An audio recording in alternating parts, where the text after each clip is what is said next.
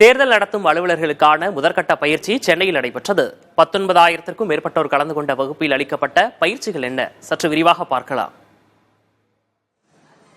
தேர்தல் களத்தில் அரசியல் கட்சிகள் அனல் பறக்கும் பரப்புரை மேற்கொண்டு வரும் சூழலில் ஒருபுறம் தேர்தல் அலுவலர்களும் தங்கள் பணிகளை மேற்கொண்டு வருகின்றனர். சென்னையில் உள்ள 3 தொகுதிகளில் 3,726 வாக்குச்சாவடிகள் அமைக்கப்பட உள்ளன. இங்கு 19,000க்கும் மேற்பட்ட ஆசிரியர்கள் மற்றும் அரசு ஊழியர்கள் பணியாற்ற உள்ளனர். அவர்களுக்கு தேர்தல் பயிற்சி வழங்கும் விதமாக சென்னையில் 16 இடங்களில் பயிற்சி வகுப்புகள் நடத்தப்பட்டன.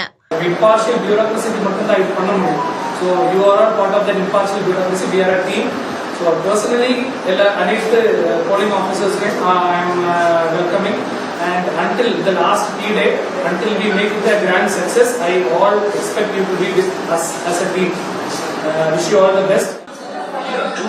In case of blindness or infirmity, companions. முதற்கட்டமாக நடைபெற்ற பயிற்சி வகுப்பில் மின்னணு வாக்குப்பதிவு இயந்திரத்தின் கண்ட்ரோல் யூனிட், விவிபேட் ஆகியவற்றின் செயல்பாடுகள் குறித்தும் அதனை எப்படி இணைப்பது என்பது பற்றியும் செய்முறை விளக்கம் அளிக்கப்பட்டது. வாக்குச்சாவடிகளில் செய்ய வேண்டிய பணிகள் என்ன, பின்பற்ற வேண்டிய நடவடிக்கைகள் என்ன என்பது குறித்தும் பயிற்சி அளிக்கப்பட்டது. பேசிக்கா நம்ம இவிஎம் எப்படி ஆப்ரேட் பண்ணணும், இவிஎம் போலிங் பர்சனலோட டியூட்டி என்னது, எப்படி அந்த ஃபார்ம்ஸ் எல்லாமே ஸ்டாச்சுட்டரி ஃபார்ம்ஸ், நான் ஸ்டாச்சுட்டரி ஃபார்ம்ஸ் ஃபில் பண்ணணும், இந்த மாதிரி பேசிக் ட்ரெயின்ஸ் எல்லாமே கொடுக்குறோம். ஆல்ரெடி இங்க 20 இவிஎம் போட்டிருக்கோம். EVM plus VVPAT, voter verifiable paper, audit trail plus control unit மூணுமே இங்க 20 செட் கொடுத்திருக்கோம். அது வச்சு ஒவ்வொரு கிளாஸ் ரூம் 40 கிட்ட கிளாஸ் ரூம்ல நம்ம ட்ரெயின் கொடுத்துட்டு இருக்கோம். முதற்கட்ட பயிற்சி தற்போது நடத்தப்பட்டுள்ள நிலையில் அடுத்ததாக 4 முதல் 5 கட்ட பயிற்சிகள் வழங்கப்படும் என்றும் தென் சென்னை தேர்தல் நடத்தும் அலுவலர் அமித் தெரிவித்துள்ளார்.